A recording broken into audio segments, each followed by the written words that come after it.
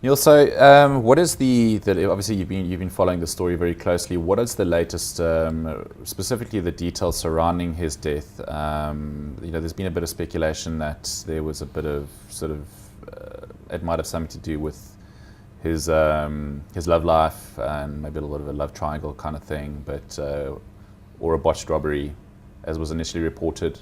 What do you know? It's hard to know what to believe. I mean, obviously, what we're reading and seeing is that there was a girlfriend, Kelly Khumalo, who's a pop star singer, and he was visiting her, and it was a botched robbery, But on a Sunday night, quite a big group of guys are starting to hint, like, why would there be such a group of people coming for this particular type of robbery?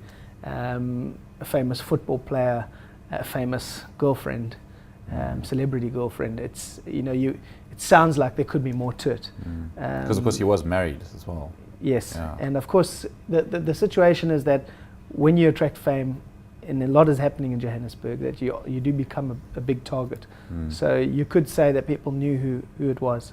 There was probably some wealth there, some value for criminals to take advantage of.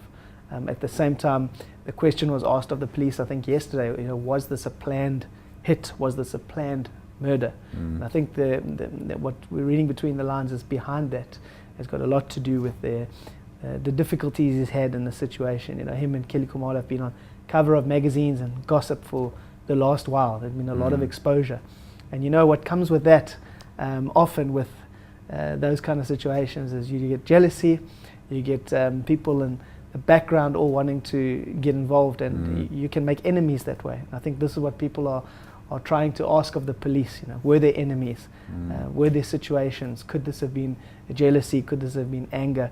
And was it maybe something premeditated and planned? And we're hoping that the evidence comes soon, because we've seen the police are acting quickly. I mean, these guys have made a big impact all around the world, and the world is watching. Again, like with the Oscar Pistorius case, everyone is watching. Yeah. It's a famous football player, and we need to see justice. We need to see answers. We need to see exactly what the police can do and what hopefully the community can do. We need the people of Vosloorus to stand up and actually give information to help the police. Sure. I think that's going to be the key, that guys don't keep quiet, but what they see and what they know, they can actually bring forward and bring to the authorities.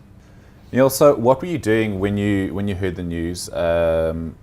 How has this been received in the soccer fraternity? I'm sure you've been in touch with a lot of people, footballers, coaches, fellow soccer journalists. I mean, how's this news been received? Yeah, well, firstly, I was actually watching a late recorded game, because we had stuff on Sunday, and we were watching the Man United Chelsea game quite late on Sunday night.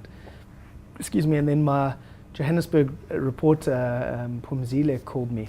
His uncle lives in Vosloorus. He said, Neil, my uncle called me. I think I've got a big breaking news story. This was just after 10 p.m. Sunday evening, and he said, I believe that Senzo Mayiwa has been shot and killed. And I was like, no, don't believe it, man, please. He said, don't tell me that. It's a rumor, man. You know how these things go. That was my first reaction. Yeah.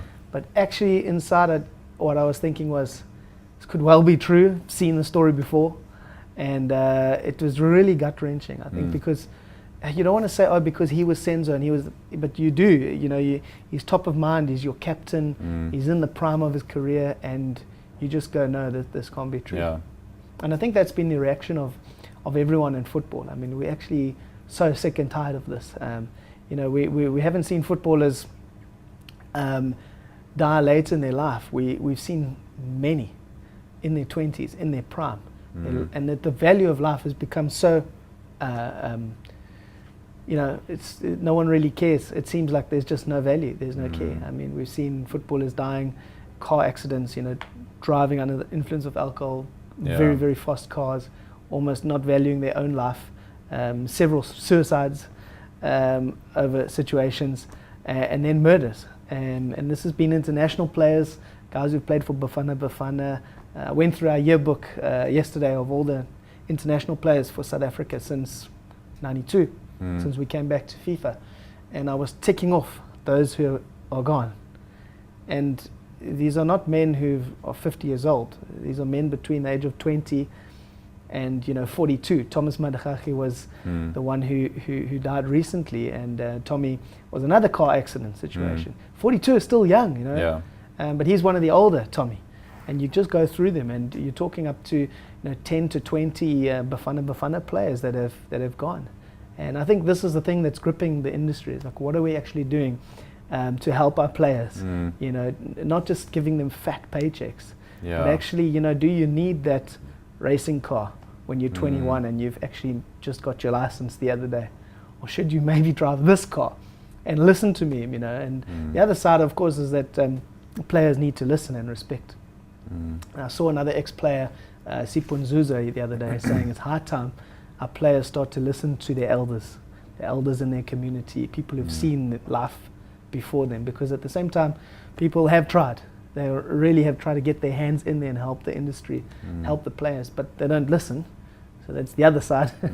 But I mean, it's the other thing as well with your health, sleeping around and really messing around a lot to a point where you put yourself in danger, and guys are dying of diseases as well.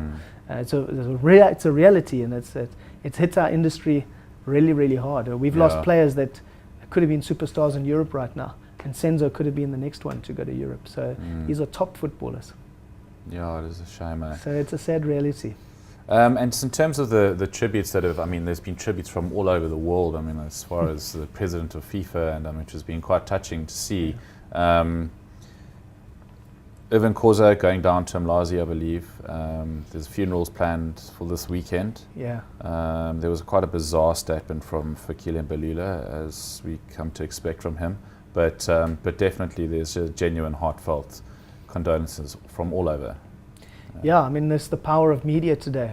To see England captain Steven Gerrard tweeting about the murder, and you realize that as well. Of course, we hosted the Soccer World Cup, so South Africa and our football industry is far more on the global map than ever before.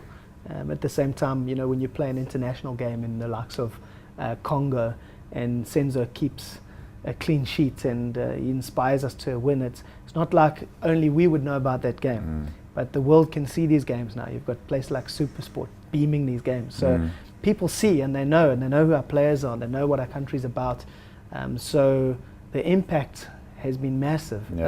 Out of all the players that we've lost tragically, this has been the one that has really sort of rattled the globe, and you can see it from the media perspective. I guess following on from Oscar Pistorius, the cases of the athletes as well, Molodzi, who we lost in a car accident just a few days before Senzo. So the attention of the world is definitely on us.